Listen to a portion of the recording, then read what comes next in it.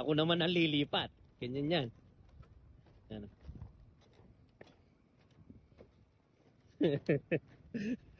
Ano, kangkong oh. Kabilaan.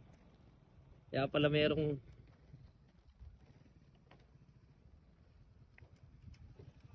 sigurado kang aabot ng 1 tonelada yan, boss, no? Meron. 1 tonelada, no? Ayun, meron. Baka sumobra ko. Baka, oy, ayos yun, pare. Pabor sa'yo yun. Ayan, nandito sila. Dito naman ako sa kabila, eh. Madam, ganda ng lugar mo. Ah. Puntahan ko lang dito tong yan o, ganda ng isda natin o.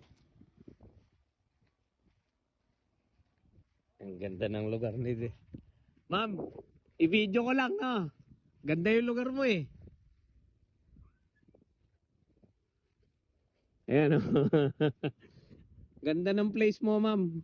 Ano, presko sa mata, no? Tapos meron kang papaya. Sobrang daming bunga oh. Kaya lang maliliit sila. Ito yung fish pan na nasa kabilang panig kaya linapitan ko. Maganda ko kasi lugar eh. Tanaw ko dito, presko yung lugar. Ayan, tambayan ng mga barka-barkada ka naman, no? Maraming boteng naubos doon, no, ma'am? Lipat na tayo. Nagkakarga yung truck ng buyer natin, eh. Anong oras na? Alas 4:45. 4:45. Alas 5, tapos na kami dito. Lipat kami doon. Balik tayo dito. Kung ma-solve yung buyer na to, wala na akong problema na. Importante, hindi siya napasyo. Sana humina yung paparating na bagyo eh.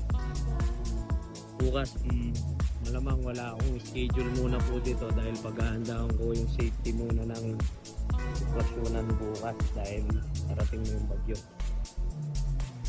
Ano, tinapay ma'am, gusto nyo? Ma'am, order ka. Tilapia lang ang bigay natin. Tilapia lang, oo.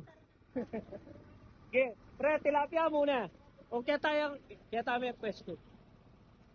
Okay, dinanda ka. May salad ka pang alam na alam ha. Yeah. Businessman si Brad. Sige, sige, amen cheese na boss. Sige, sige. Okay, go, go, go.